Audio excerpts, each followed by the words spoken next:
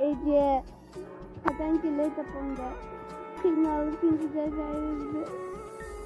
Kursağım da acık kötü. Karda bu. Şimdi öyle. Senin telefonun bot, benim planşetim bot. Aklıma da şey